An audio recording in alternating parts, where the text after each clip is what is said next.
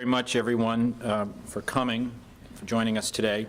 My name is Paul Salamanca. For those of you who do not know me, I teach constitutional law and federal courts at the University of Kentucky. Our subject today is a very important one, and I will describe it briefly, and I will let my colleagues expand. It's the intersection of law, innovation, and economic growth. I think that's a simple platform, but it still captures what I know my colleagues will speak about today. I have the honor of introducing our distinguished panel, although I'm not sure anyone here really needs an introduction. I will start with Ms. Carly Fiorina. She's perhaps best known for her challenge to Senator Barbara Boxer 4 years ago.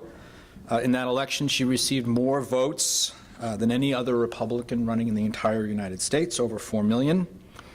Aside from that, Ms. Fiorina is best known as a former chief executive officer and chairman of HP. In her 6 years at the helm of HP, the company saw its annual revenues double to about $90 billion, and its rate of patents triple to an average of 11 a day, which speaks to our subject today. She is currently chairman of the American Conservative Union Foundation.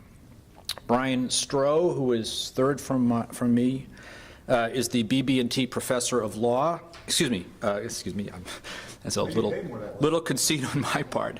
The BB&T professor for the study of capitalism, much better, at Western Kentucky University, where he teaches courses on basic economics, economic history, public finance, and ethics. Professor Stroh has written or co-written many articles on a wide variety of subjects, quite a few of which lie at the intersection of, from my impression, economics and sociology. He earned his PhD in economics from Vandy. He also serves as the policy scholar for the Bluegrass Institute in Bowling Green. The Honorable Amultha Parr, to my far right, is a federal judge serving here in the Eastern District of Kentucky, a position he has held since early 2008. In his 6 or 7 years on the bench, Judge Thapar has established himself as a fan of clear statements and plain meanings, with particular attention to jurisdiction, as a number of attorneys have discovered.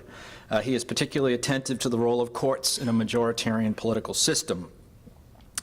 The Honorable Joshua Wright, second to my right, currently serves as a member of the Federal Trade Commission, where he is a minority appointee, which he may want to explain, appointed in 2013. His day job, so to speak, is teaching law and economics at George Mason in Virginia. He has written or co-written a number of articles in such areas as antitrust, behavioral economics, and intellectual property. One of my favorites, I was talking to him about this earlier, is if search neutrality is the answer, please remind me what the question was. Commissioner Wright earned his JD as well as his PhD in economics from UCLA. We are delighted to have these 4 speakers here. A word about format. We will begin with a 5-minute introduction from each of our panelists. I will then ask a handful of questions of the panel, after which we will have time for questions. I'm not sure if our panelists are familiar with the way I do this, but I'm pretty rigorous about time, so I will make it clear that you've used your 5 minutes. The order of presentation will be, and this was determined by multiple flips of coins, Judge Thapar, Commissioner Wright, Professor Stroh, and Ms. Fiorina will bat cleanup. Judge Thapar. Thank you very much for having me. We each get 5 minutes, and I hope to be quicker than that, but let me start with what's important and near and dear to my heart, which is the founder's wisdom. The reason this is important is, as everyone knows, in Article 1, Section 8 of the Constitution, the founders enshrine the ability to protect people's intellectual property rights. And to go from then to now the Innovation Act is before us, and I think it's important that the American public focus on this, and you in particular as the wise American public focus on this. I think the Innovation Act, which I think is misnamed, but we can talk about that later, that's founded H.R. 3099, you often hear it referred to that way as well, proposes a number of things in with the idea that they're going to protect innovation. And they all affect, many of them, if not all of them, affect the courts. And so that's why someone like me would care. In the patent system, they want to have things like fee shifting, which of course is not truly American in the way our court system works. They want to have limitations on discovery. They want to limit demand letters. They want to have heightened pleading standards and mandatory stay provisions. Now, of course, many of these things hurt the little guy, and in our country, the little guy often is the person who discovers great things. So just to give you some thought on this as to why we don't need many of these things and why maybe heightened pleading standards are the answer, but that might be the answer across the board to frivolous litigation in the American courts and tort reform in general. And I wonder why we're targeting this particular area. Of course, the answer is easy. There's a lot of money backing the Innovation Act from large companies that, in my mind, trying to keep the little guy out of court. There's a number of ways to get rid of frivolous litigation that already exists in our courts, if courts want to use them.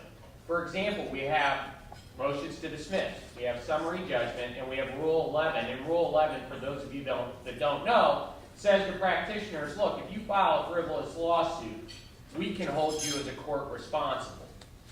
And so the reason what they're all going to say is so important is I think the public needs to start paying attention to what's going on with this bill and make sure we don't create two sets of court systems, one for the majority of people and one for the little guy inventor that essentially is disincentivized from creating intellectual property and creating the light bulb, so to speak, because as soon as he does it, it'll get stolen and he has no way to enforce it.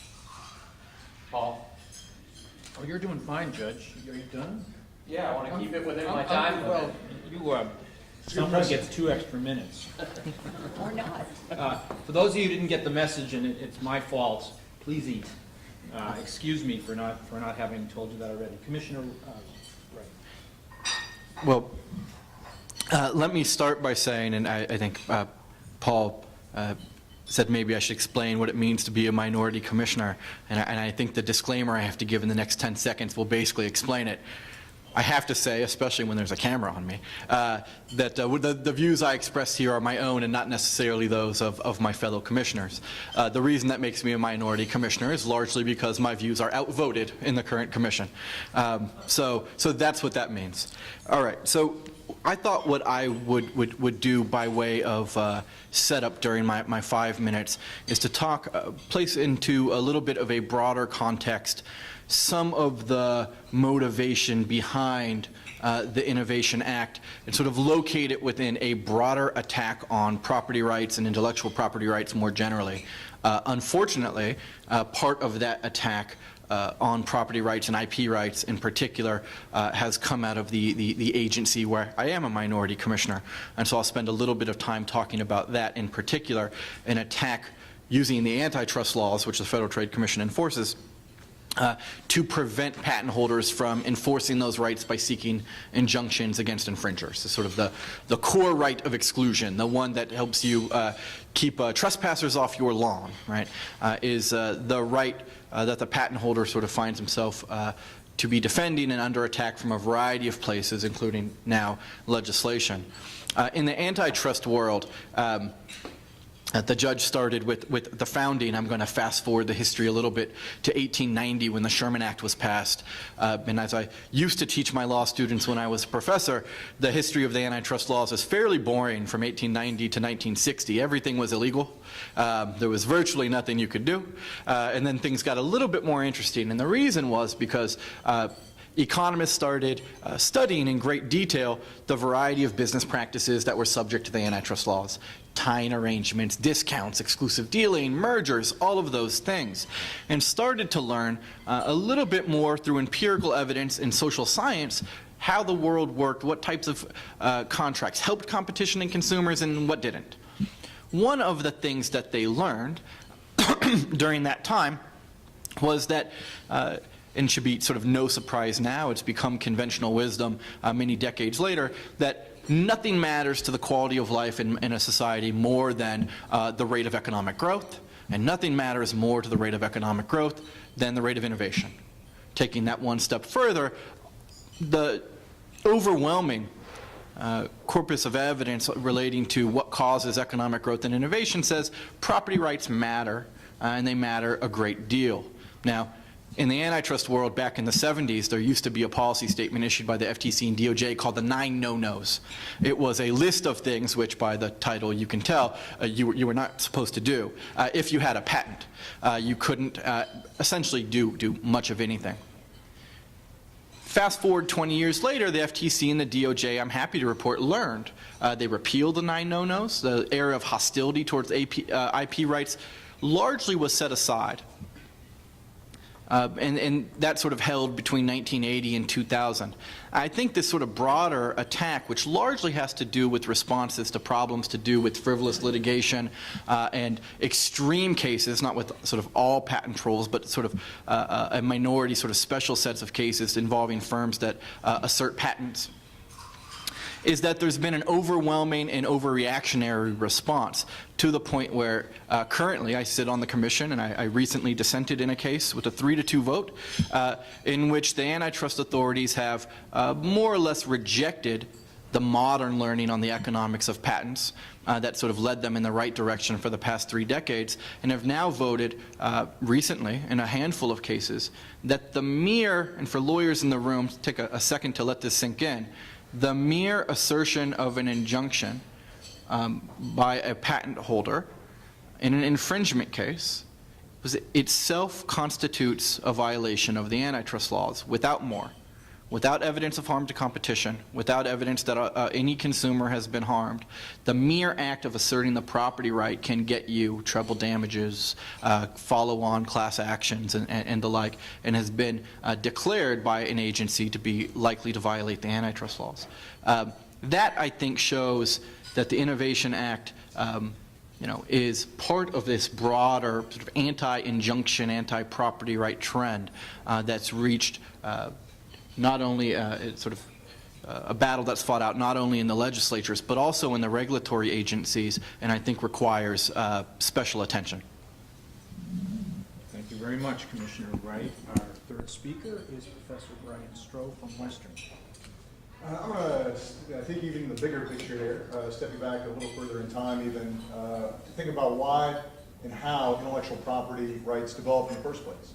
I mean, if you sat back in the blank wall, like, why would we come up with this stuff? Why did we come up with it? Why did it evolve in English common law? And why did the Founding Fathers think it was important to put it into the Constitution itself? And does it continue to be relevant? And so I want to point out a couple parallels in U.S. history to the kind of what we're going through now with this Innovation Act. So going back, I mean, patents, the idea of patenting intellectual property itself actually doesn't even start in English common law. The Italians were patenting glassworking operations back in the 1400s. So early on, the idea here for the Italian city-states were out of practicality. It turns out if we want people to continue to invest in creating new innovations, pushing on science forward, they need to be able to recoup some costs for doing so. Certainly what we might think of as startup cost or research and development cost. But they found that it was, in a practical sense, beneficial for economic growth, protect not just physical property, but intellectual property as well. Now, when John Locke picked up on this, we think of John Locke in the English tradition as kind of being one of the forefathers here, at least in our country, of our Constitution. His primacy of thought is life, liberty, and property. Why did he put property up so high? It's because he said this is an outflow of one's labor itself. And so if you are the one who puts the labor into it, you should be the one who is able to benefit from that labor. So he went into include intellectual property as well, and then our founding fathers adopted that. Now, I do want to just one quick hesitation. Rather than just say, leave it at the founding fathers put it in, therefore it must be good, we'll caution you that the line right in front in Article 1, Section 8, right in front of the patent line, I'll read you here, to establish post offices and post roads. So Congress does have the power to do that. Founding Fathers thought it was a great idea. I would argue that $47 billion subsidy over the last 10 years may call that into question whether or not we want to continue to do that or not. So on Locke and the founding fathers, they said, well, what is this? Locke says it's not out of practicality, it's not even for economic growth that you protect intellectual property. It's out of natural law, because it is your labor, it is your property right ownership for that. Now, we've got two traditions here coming together in the Constitution. We have, on the one hand, it's your rights. It's as every much as you have the right to your own life, you have the right to your intellectual property. And on the other hand, we have, well, practicality. It turns out it's good for economic growth. Madison, when he commented in the Federalist Papers on this position in the Constitution, noted them both. He said, it turns out this is actually provides great utility. It's great usefulness for the promotion of sciences and useful arts. So on one hand, he's like, oh, this is very utilitarian. And on the other hand, he said, this goes, and it turns out this goes in accordance with one's natural right to own one's property. So he said, they're not in conflict, they're working together. And what we have found throughout time is they do work together. Now, just to make sure I get it in here, under my 5 minutes, I wanted to bring you a picture of a patent troll. We're talking patent trolls today. I didn't know if you knew what one looked like. Don't look too carefully. You might see it's copyrighted and I ripped it off, so we'll not go there. There could be an attorney's story. But I wanted to know what one looked like. And the reason I wanted to know what one looked like is because I've seen this story before. I saw it when I watched The Wizard of Oz. Wicked Witch of the West. The Wizard of Oz, for the record, is a very much a political story. The Wicked Witch of the West had to do with land speculators. See, they had legitimate property rights. They bought land. They didn't necessarily grow anything. Like a patent troll doesn't necessarily do anything with the patent other than except have the property right. But the land speculators, they come in and say, well, we own this property, we may not grow anything. And the populists say, oh, but you have to go do something with it, otherwise it's immoral, you're keeping people from growing the corn and the wheat, and all is bad, driving up prices. Goes so goes the story. Like, there was a response in the U.S. legislature as a result. They said, we shall therefore have free land, and that will be good for all, and we have passed the Homestead Act. Anyone see the death rates from the Homestead Act? How many people moved into Montana thinking this is going to be nirvana and starved to death? I would point out that property rights save lives. That's how I want to end my big picture here. Well, good afternoon. I hope you're continuing to eat. Your job is to eat while we talk. I am certainly the least expert on these complex and seemingly arcane matters of the esteemed panelists you've heard from.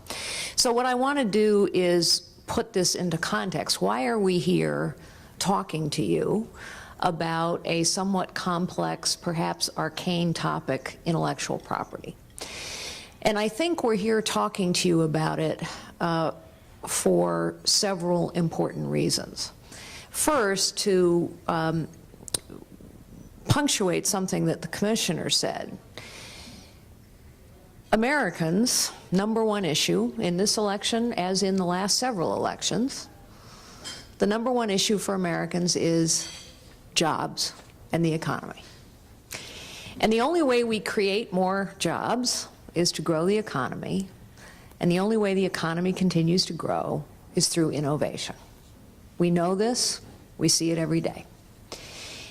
It's always been true, and in the 21st century, it is particularly true that intellectual property has become the most valuable assets we have. I frequently describe the 21st century as the century of brain power. The community, the country, the company with the best brain power wins. That's going to be the story of the 21st century. And while physical assets and physical property continue to be important, they are far less important than intellectual property. It's why China understands so deeply their need to steal intellectual property if necessary, but they have to catch up on the innovation engine. And make no mistake, as someone who has done business in China for many, many years, they are stealing it. And they are now using our own intellectual property laws and our own intellectual property rhetoric to aid them in stealing it, to aid them in, for example, accusing American companies in China of antitrust violations. So intellectual property, while it is an asset that we have always valued, as my esteemed panelists have pointed out, since the founding of this nation, it takes on an incredibly important role now in the 21st century. The second point I want to make about context is something the judge said earlier. He was talking about the little guy. It's important to remember how important the little guy is to our economy, to our growth, to our innovation, and to our future. I was the chief executive of a $90 billion business. But that $90 billion business started the way every business does. It started with a couple of people who had an idea. Hewlett-Packard started with 2 guys in a garage. And while I was very proud as CEO to say that we were producing 11 patents a day, it is also true that small businesses and entrepreneurs innovate at 7 times the rate of big companies. Small businesses, little businesses, the entrepreneur, the individual innovator, they have powered both growth and innovation in this nation. Not only do they innovate at a far faster rate than large companies, but they also create 2/3 of the new jobs and they employ half the American people. And what we're seeing in our nation today, of which this Innovation Act is a part, that's why my husband won't let me eat in the living room. If he were here, he would go, oh, there she goes again. The Innovation Act is part of a crushing of the entrepreneurial capacity of this country, and it is being crushed. It is being crushed through a regulatory regime, it is being crushed through an overly complex tax code, and it is also going to be crushed if something like the Innovation Act passes. When I say crushed, it sounds harsh, but here's the data. We are now destroying more businesses than we are creating for the first time in U.S. history. More small businesses are failing and fewer are starting than in any time in over 40 years. The little guy is suffering. The third context, and the little guy innovates and creates jobs. When you ask small business owners why they're giving up, it's because they say it's just too hard. It's too hard to get through all the hurdles, or the other answer you'll hear is because the risks are too great and the rewards are too small. And one of the consequences of a lot of complex regulation, legislation, and tax codes is that not only is it just hard to get through, not only do you need lots of accountants and lawyers to get through it, which big business has and little business doesn't, but you're also elevating the risk of getting it wrong, and you're depressing the reward of getting it right. The third bit of context I want to give you is Dodd-Frank and Obamacare, because I believe the Innovation Act is like Dodd-Frank and Obamacare. In this respect, Dodd-Frank was a piece of legislation that was supposed to solve a problem. The problem was we had institutions too big to fail. So a vastly complex piece of legislation was written, thousands and thousands of pages. Thousands of more pages of regulation were written to modify and codify that piece of legislation. And what is the consequence? The consequence is we now have 10 banks too big to fail that have become 5 banks too big to fail. And the community banking system is going under. The community banking system, which is where entrepreneurs get their loans, family businesses get their loans, individuals get their loans, the community banking system is going under because they don't have the resources to deal with it. They can't meet the capital requirements, they can't hire all the accountants and lawyers. But it started with a specific problem. We just tried to solve it with an overly ambitious, overly sweeping piece of legislation. Obamacare. Obamacare, the Affordable Care Act, started with a very specific problem that was real. Pre-existing conditions and health care being too expensive. Those were real problems. But what we did was pass a comprehensive and sweeping piece of legislation that was longer than a Harry Potter novel, literally, that was then codified by tens of thousands of pages of additional regulation. And what is the consequence? Everyone has a problem now. Literally everyone has a problem now. And the cost of health care is not going down, it is going up. The Innovation Act sounds great, but what the Innovation Act basically will do is make it much, much more difficult, in fact, almost impossible, for an individual patent holder to protect their property rights, and it will make it easier for companies like Google, who is behind this legislation, to continue to profit and prosper off of the innovations of others. And so I think it is part and parcel of a long-standing set of pieces of legislation which, while they may be well-meaning, are crushing innovation and entrepreneurship in this nation, and I think it matters greatly to our economic growth and to our standard of living. So that's why we're here talking about it, and we appreciate you all being here with us to discuss it. So with that, I'll turn it over to our moderator. Thank you very much. Thank you, panelists. We'll open it up for questions in just a couple of minutes. I wanted to start with a theoretical question for the panel, and we've heard a little bit about this from a couple of the panelists.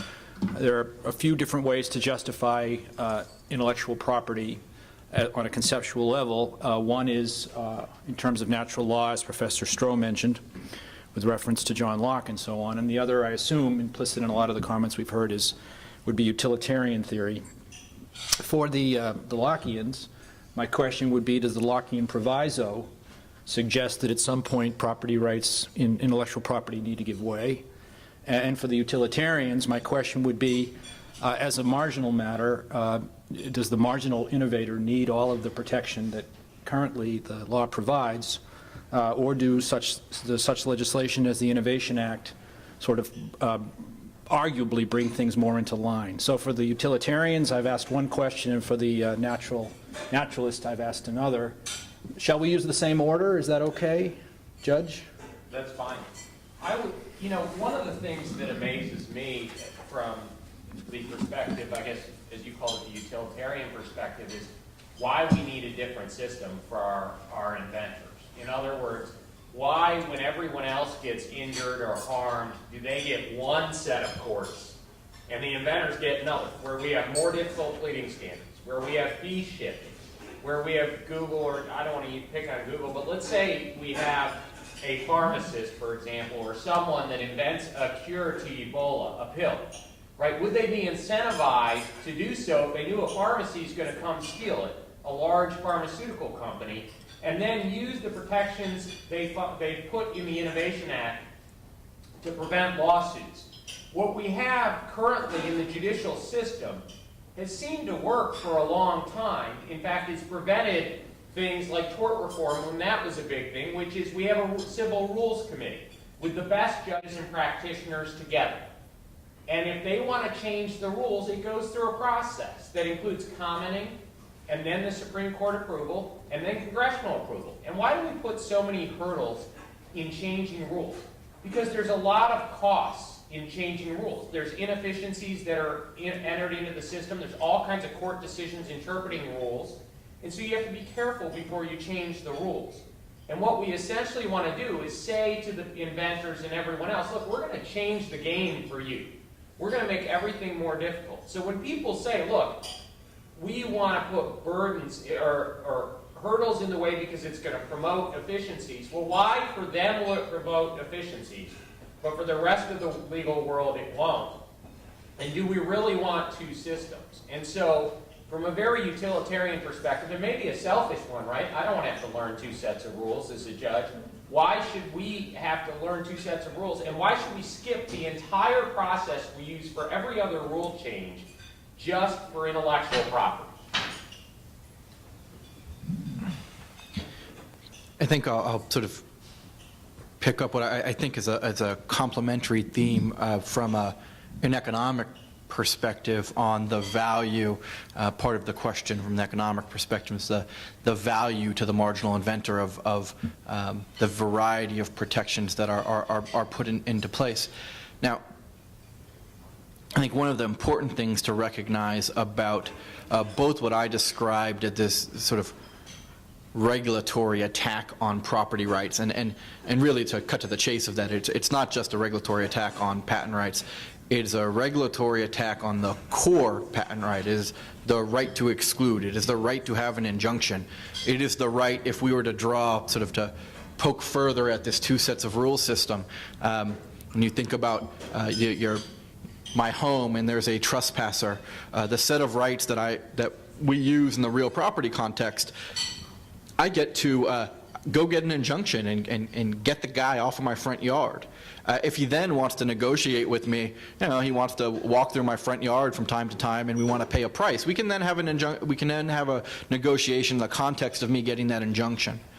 What's happening in the intellectual property space is, on top of the litigation rules, we are now also attempting to cure something else, which is what's perceived as a property rights problem. And make no mistake, much of this in the Innovation Act is expressly pointed at watering down the strength of intellectual property rights and giving them sort of second-class status beneath real property rights, where what all of the economic theory and evidence says is that if we were to treat them differently at all, which is I'm not arguing for, that sequence, that preference should be inverted. And instead here what we have is a view that the property holder, and especially if that property holder, to underscore the point, is a small guy, especially if the patent holder is a guy who made the invention in his garage, but doesn't specialize in licensing, doesn't specialize in asserting the patent in court, right? And he goes out to assign the patent to a firm that does that. This is, we've invoked some Locke, and so we could maybe invoke a little bit of Adam Smith and have it be fair game, but we generally think specialization is good, right? And much of this attack, I think, really, in terms of from an economic perspective, there may be parts of any reform bill that make a little bit of sense, because we do have patent system problems and we do have some litigation problems. But I think the important point when we think about the cost and benefits of a bill like this is that this is not, it may be dressed up as getting at litigation reform or frivolous litigation, but the core of the bill is about devaluing patents, and particularly patents from small patent owners, to deprive them of the ability to extract the value of those patents. And I think from an economic standpoint, the case that does more harm than good is a pretty strong one. I want to put on my Madisonian hat and be both Lockean and utilitarian, if I might. I want to have the best of all worlds here. So from the Lockean sense, intellectual property has never been seen as an absolute right for all time. Since it's an innovation in common law, it has been set for a defined period of time. Of course, with many attorneys in the audience, you know that property rights generally it's a bundle of rights anyway, and none of which are absolute. I pay a property tax to own my house every year, so it's a tax on ownership of property, and if it's not useful, like my house is very useful in generating revenue, if I had no revenue coming else somewhere else, it could lead to confiscation of my property over time. Now, on the utilitarian side, then, the question is, all right, we've got two competing interests here. It's always marginal to an economist. It's always marginal benefit versus marginal cost, right? On the one hand, you've got the marginal benefit to the innovator. You want them to innovate. You want innovation to occur on as many levels as possible. And in order to create that incentive for innovation, you want to have a secure property right to that intellectual property as possible. Is there any cost to that?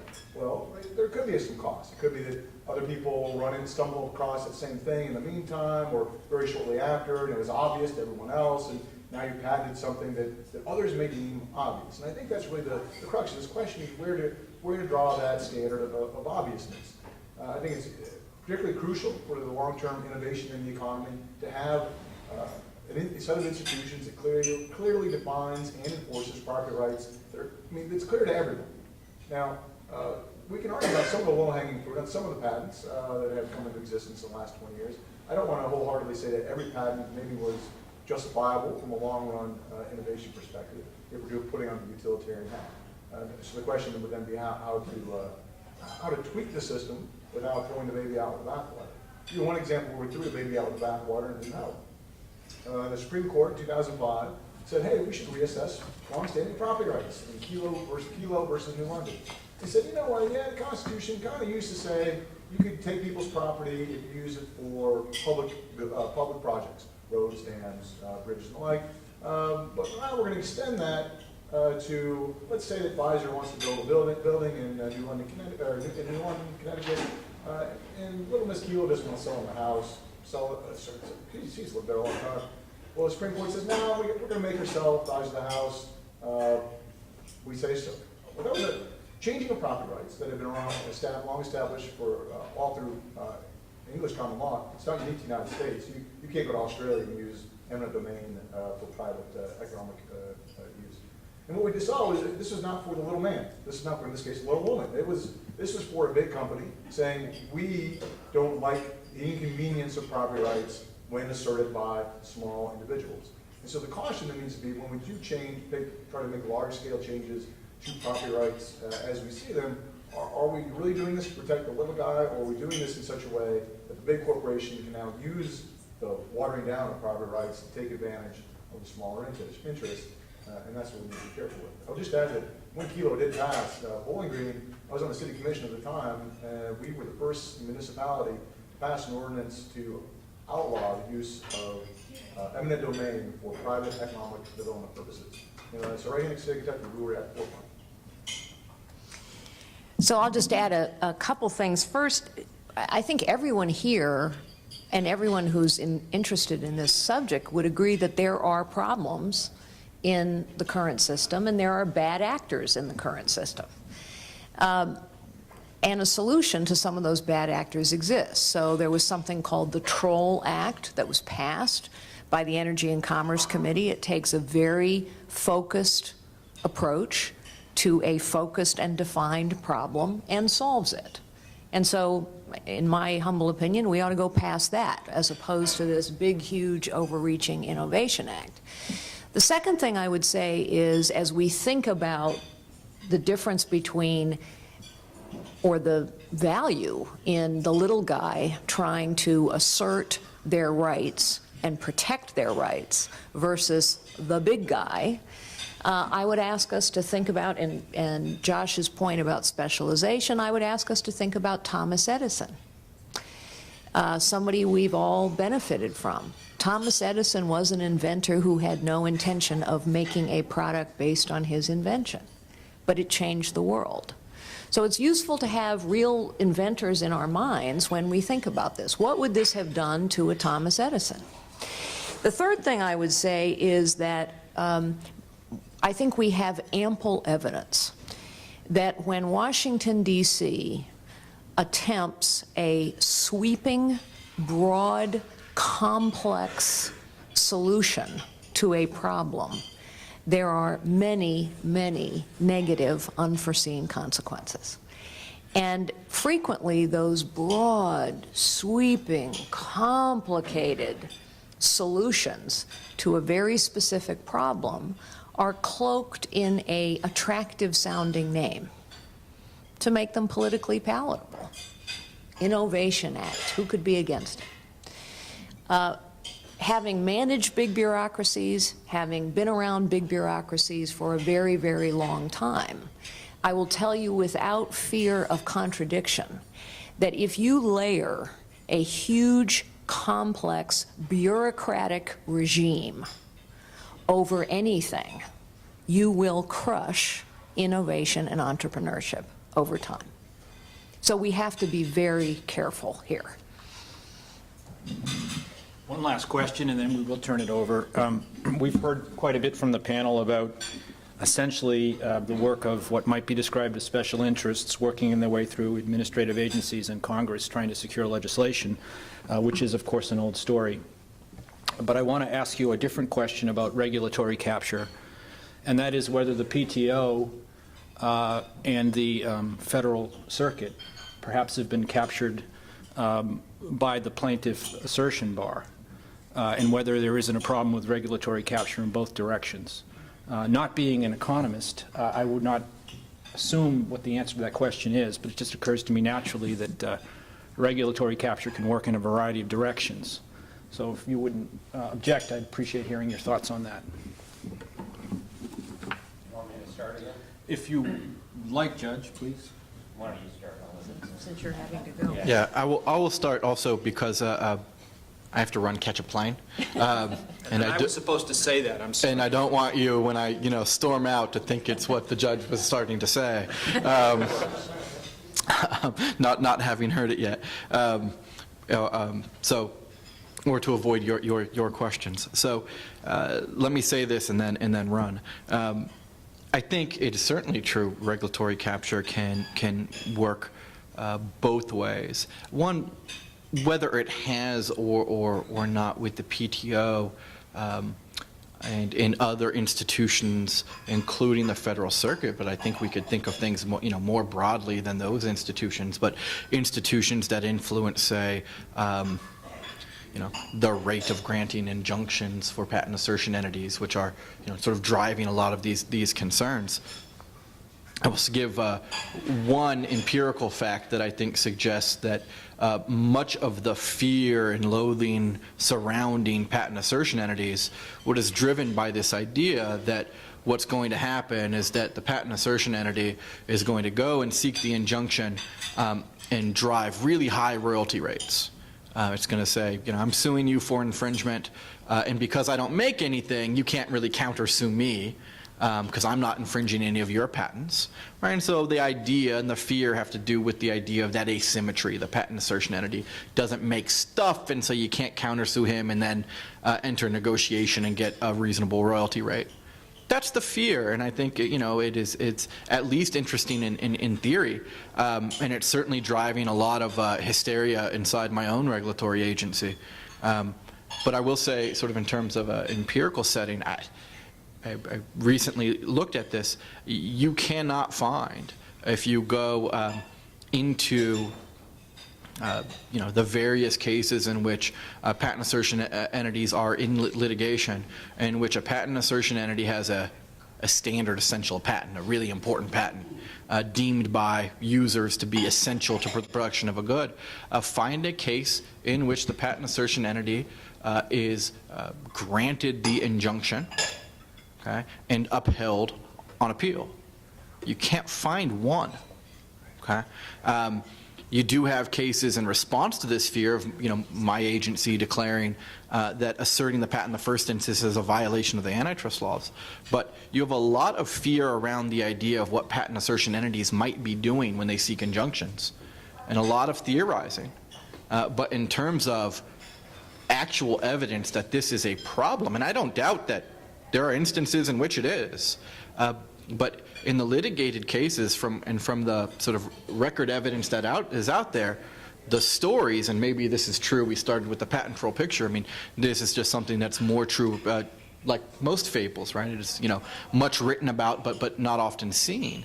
And I don't doubt that the cases where it is seen may justify some sort of response, but one that is a response that is this broad sweeping, and there just doesn't appear to be sort of any calibration of the solution and the problem, not only in terms of documenting exactly what the problem and its causes are, as a sort of first step towards even sensible regulation. Here there appears to be this overreaction to, certainly if there's regulatory capture on both sides, there doesn't appear to be evidence of that in the places where you would expect to see it. So my sense in large part is sort of consistent with what Carly was saying. We don't have evidence that this is a broad sweeping problem. In fact, all of the evidence points the other direction, and what appears to be going on is something that does fall sort of nicely into this trend of identifying problems in the litigation system or in the patent system that do exist, and sort of drawing up over broad solutions to respond. So I will stop there and run to your airport. So thank you.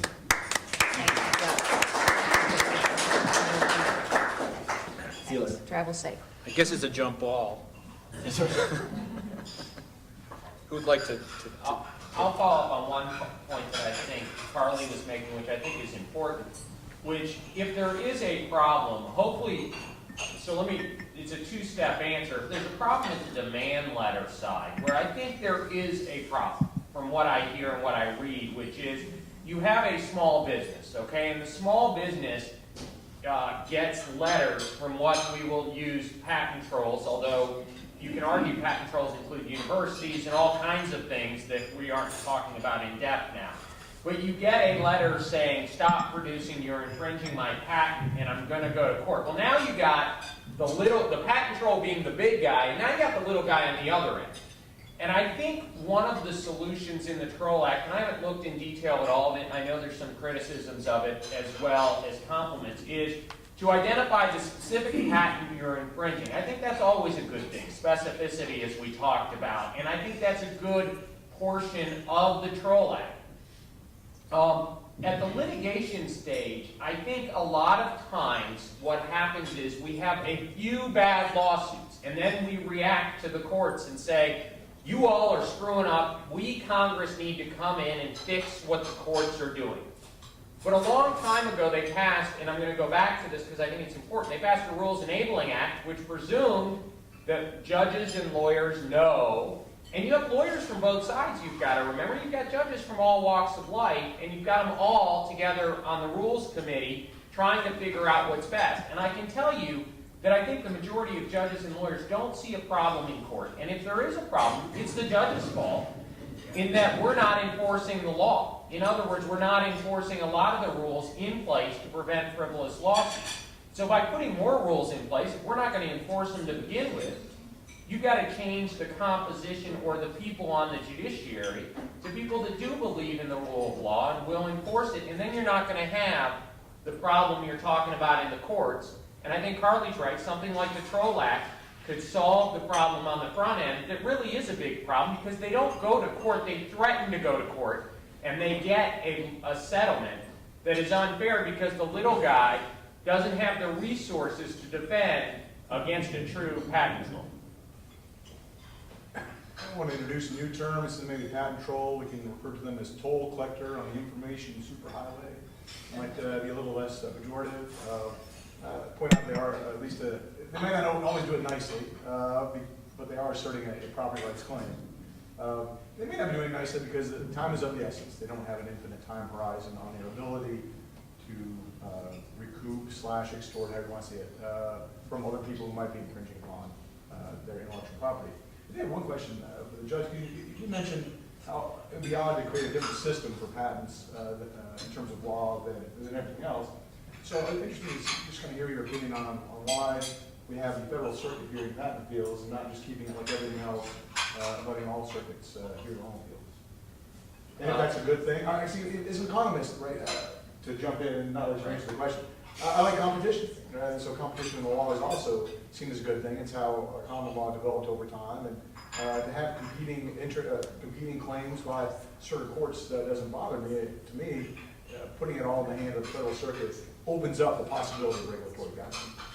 Yeah, and I don't have a good answer to that. John would probably have a better answer to that question than me since he sits on the Sixth Circuit. But I think one of the thoughts, and maybe John, you could jump in. One of the thoughts was that we want at some point someone with expertise kind of pooling these things rather than maybe lay judges like us, someone that has a background in the area. So, for example, with patents and things, you go up to the Federal Circuit, whereas in the bankruptcy courts, you start with the specialist and you end with the generalist. In the patent system, you kind of start with the generalist and end with the specialist. I don't know the answer to that. I have no good answer. I like the way, I have nothing against the Federal Circuit. I like my own circuit. I like kind of the way that works. And like you said, the kind of competition of ideas. I love seeing that, especially as a district court. When the Sixth Circuit hasn't spoken, it's fun because you get to go look at all the circuits and kind of try and figure it out. And so that takes away from some of that, but I don't have a good answer as to why we have it.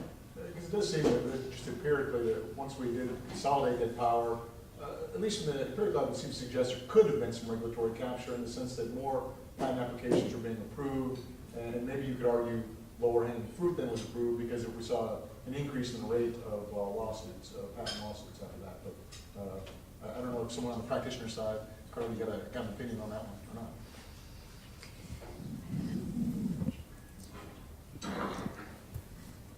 I'm hesitating because I'm neither an economist nor a lawyer. In fact, I dropped out of law school after a single semester.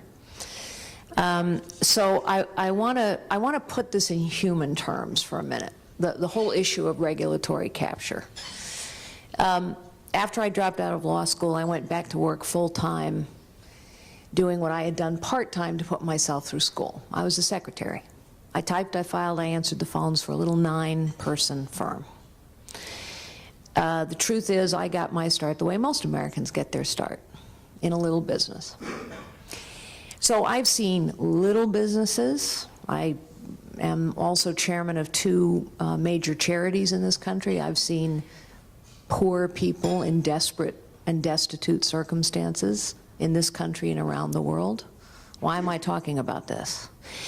Because I think sometimes we forget how difficult it is for regular folks, whether they're entrepreneurs or small business owners or somebody struggling to make ends meet, to deal with all the systems and the rules and the complexity we've put in place. So fast forward and I become chief executive of what became, in 6 years, a $90 billion business. I didn't like all the regulations that I had to deal with. I didn't like all the legislation I had to deal with, but I could handle it. We could handle it. Because all we had to do was hire some more lawyers, hire some more accountants, hire some more lobbyists. And the truth is, what we all know is going on in Washington is this. Yes, regulatory capture exists at every level in our system, I believe. Because when the system is so complex at every level, only the strong survive. Because they're the only people who have the resources and the wherewithal to figure it out. And that's really what this is a part and parcel of. I believe that human potential is limitless. It's the only limitless resource we have. I believe, based on experience, that everyone has far more potential than they realize. I think the innovative capacity of human beings is amazing. I think everyone has an inherent entrepreneurial spirit. I have seen it. You know, one of the charities that I chair is called Opportunity International. It's the largest micro-lending organization in the world.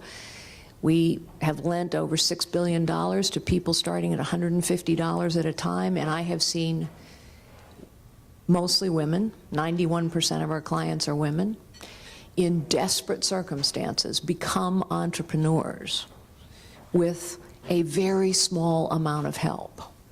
So the entrepreneurial, innovative capacity of this nation is limitless. But we are making it way too hard for most people to take advantage of their innate capacity and to fulfill their potential. And I think we need to think about that every single time we think about a new rule, a new piece of legislation, a new process, and I think we ought to think about it as we consider dismantling and tearing down a whole lot of the rules and regulations and processes and legislation that's already in place. We need to think about it in human terms.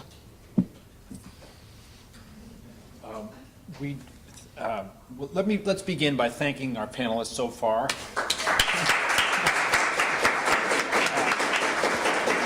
Thank you, the 3 of you, and now let's have some questions from our friends and colleagues. If you wouldn't mind standing when you ask your question and saying who you are and speaking loudly and clearly so that people can hear you, I would be grateful. I think we'd all be grateful if you have questions. I hope you have questions. Would anyone like to start? No one? You've scared them to death with stand up and speak clearly. Yes, please. Sure. Well, if you don't mind. Yeah, my name is Kathy Gornick, and I am an entrepreneur. I started in a garage, too.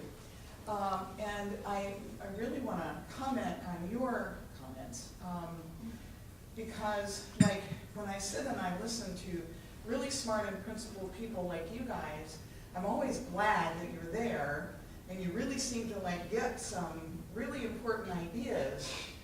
But Carly is right. And I don't know what you guys can do instead of engaging and being so brilliant in being able to debate and discuss all of this stuff, how can you bring it back down to the ordinary person who would just love to start a business and can't because they can't figure it out? And it's an impossible environment today. I'm so glad I don't have to start today because I would find it extraordinarily daunting. So I guess I do have a question in a way is, what ideas would you have about getting out of this incredibly difficult and arcane debate that you guys are parsing here and bringing it back down to the level of an ordinary person in a garage? As much as I would love to say that I just get enthralled with publishing in peer-reviewed journals that like 6 people read, that's not really my shtick, and it's never been. The reason I'm in academia is because I have access to hundreds of students in a year, and to fill their minds with the importance of property rights, and the importance that regulation, because I teach in a business school, and so these are future entrepreneurs, the next people in the garage, starting the next new thing. And I want to instill in them that there is hope. That don't get overwhelmed at the level of regulation just yet. You don't need to get, just call it quits before you start. That being said, it is important on you as a voter to become educated, to figure out what can you do to change the institutional barriers to your innovation. And I think that's, at least, maybe that's how I go to sleep at night, as I say, all right, I am making the world a better place, but it's one student at a time to get them the understanding of the key values of property rights. And what I would say is someone that, in theory, applies the rule of laws, it does take a specialist nowadays, and it's because of what Carly keeps saying, which is we have way too many regulations, and we have way too many laws. I mean, just in the criminal law area, federal criminal law, we have over 4,500 federal criminal laws, and I promise you, 50% of us will violate one of them today. So, I mean, we are so regulated as a country that, and I would tell this to the new party in charge in theory. Hey, stop and think before you pass a law, because every time you do it, you regulate us, and the little man or woman in the garage is getting harmed because God knows they're probably inventing something that could save the world, and they may be violating 7 criminal laws, 6 regulations, and have some big corporation come in and steal it. Yep. And so that's the problem, at least in my perspective, and I see it every day because people come into court and they look bewildered. And the circuit courts don't see them, but we see them. And they look bewildered. What did I do? And so I would say, just from a very simple perspective, the one message, I mean, that doesn't even have to do with intellectual property, although it does because the Innovation Act is in front of us, is let's stop and think before we pass laws. Because we are really harming people in so many ways. And that's the real big message. Is it applies in intellectual property because the Innovation Act's on the table. But we can be here in a month and there'll be a new flavor, and it's a new regulation. I would just say that every game keeps score. I mean, we all keep score in whatever industry we're in. In business, you keep score with profit and market share and revenues. And in politics, when you're on Capitol Hill, you keep score on passing things.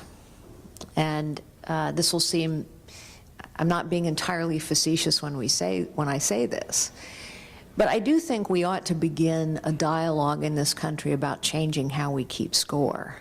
And maybe we reward people who repeal things, not who pass things. Is there a second question? I certainly hope.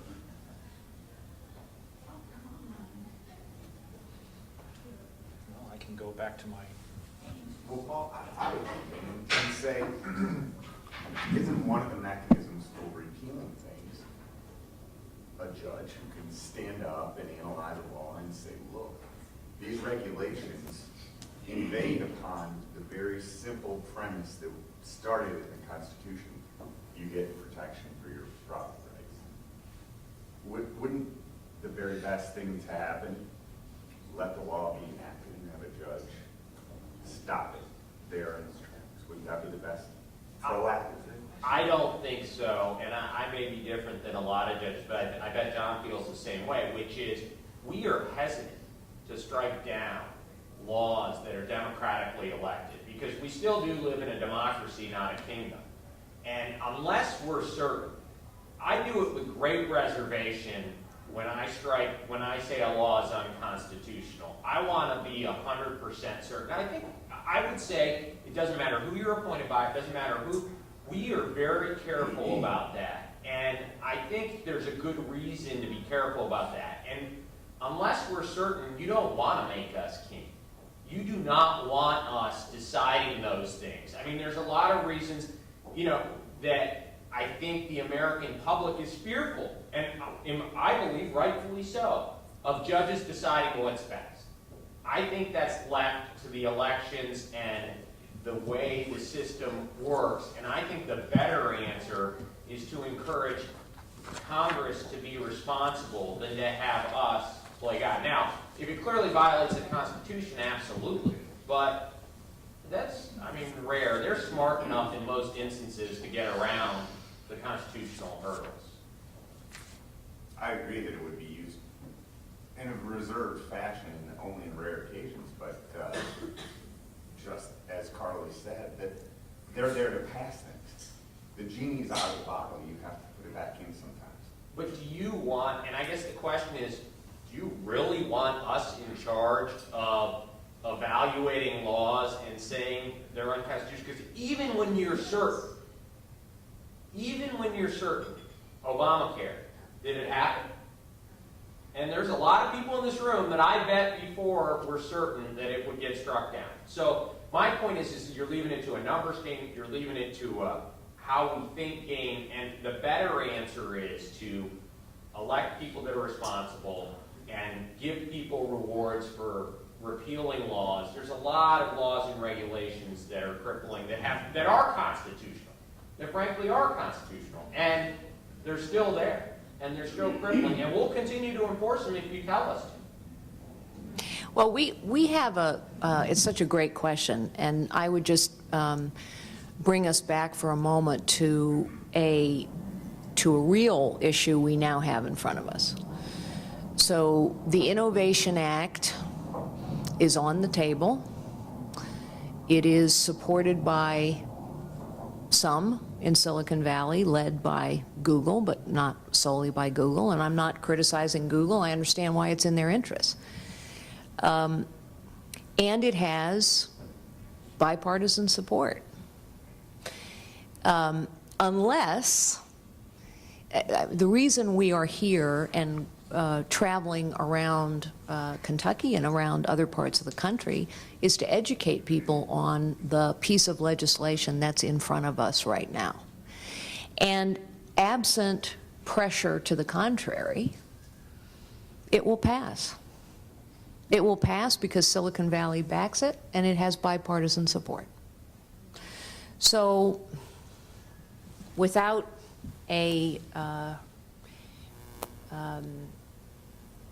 without reaction, without resistance, without people in communities standing up and saying, we don't think this is a good thing to do, it'll happen.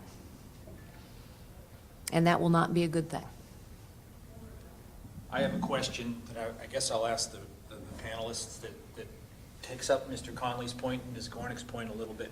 And it gets to one of the cleavages I've noticed in academia over my career, and that is that most economists are Loechnerists, or a lot of them are. Lochner, of course, is the case from 1905, if I'm remembering the year correctly, where the Supreme Court said that there's a liberty of contract, and for the most part, legislatures have to be mindful of that freedom to make contracts. And Lochnerism met its demise in the New Deal. But most economists I know, particularly libertarian economists, tend to be Lochnerists, which, and perhaps that was implicit in Mr. Conley's question, where courts exercise a fairly muscular review of economic legislation and are fairly willing to strike down legislation because it's inefficient, because it's the product of rent seeking, and so on. Most lawyers that I know, particularly judges, come from more of a process-oriented school, which perhaps started with Felix Frankfurter. And there's Felix Frankfurter's great-grandson over there, Judge Thapar. saying that judges, it's unbecoming to judges in a majoritarian political system to be Lochnerist. Even though in their hearts they might want to be Lochnerists, they don't dare to try. And I think that's an important middle or important point of cleavage in the theoretical debate.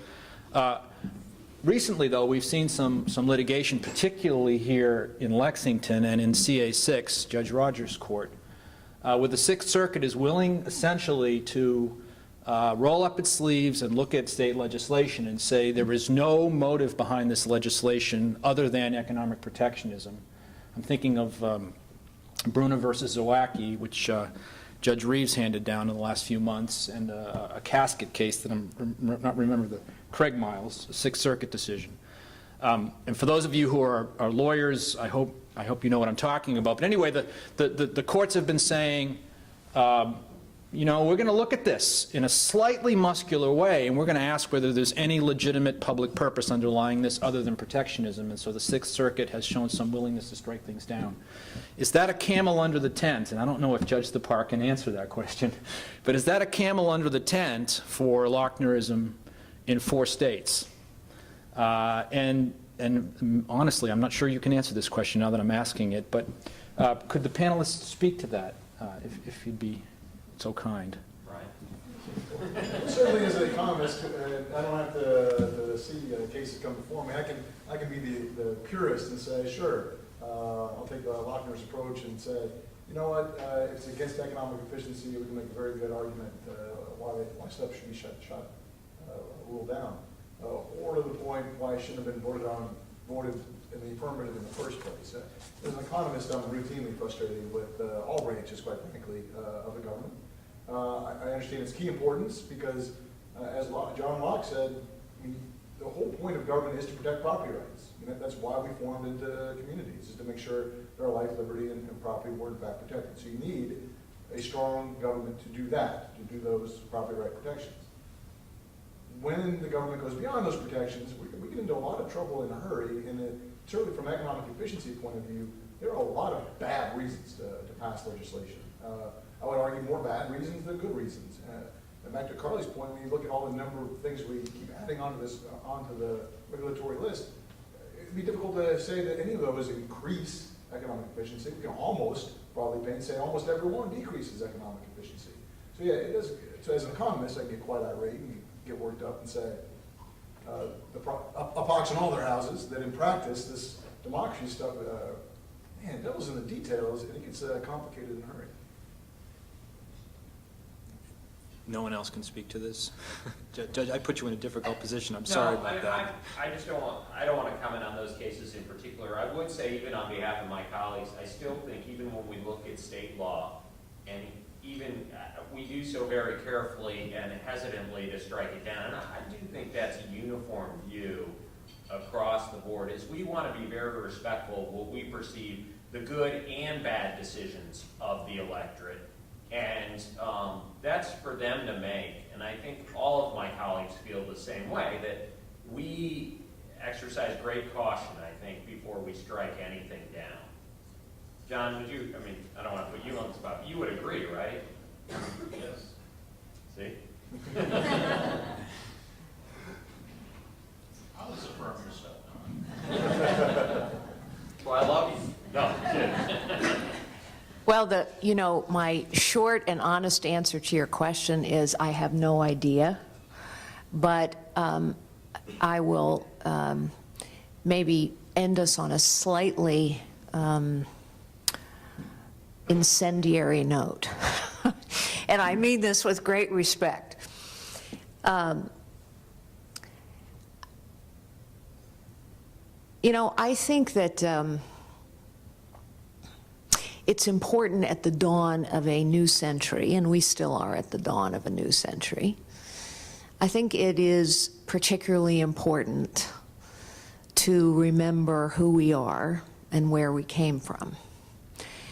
And I would observe that one of the reasons we may have so many complicated laws and regulations is that most of our politicians are lawyers.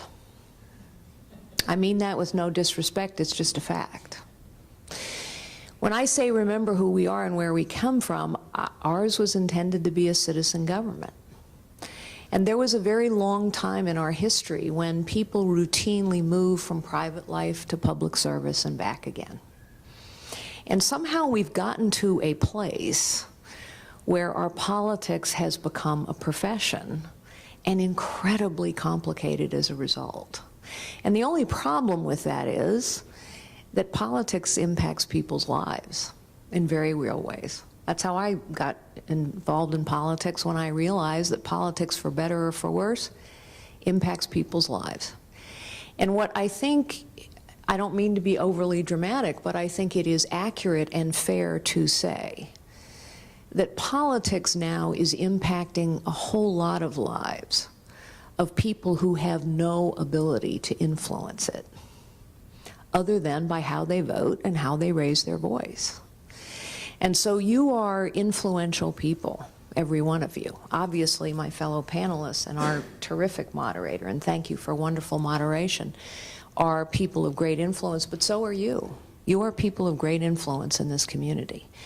And so I hope, if nothing else today, we've caused you to think a little bit differently about a piece of legislation that's in front of us, and maybe to think a bit differently broadly about the impact of innovation and entrepreneurship, which is the most profoundly human of instincts, I believe, on a more human scale.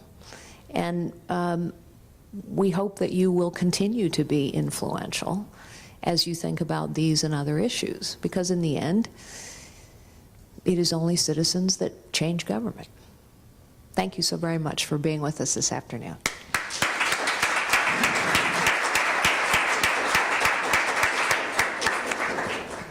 Thank you, everyone. We are adjourned.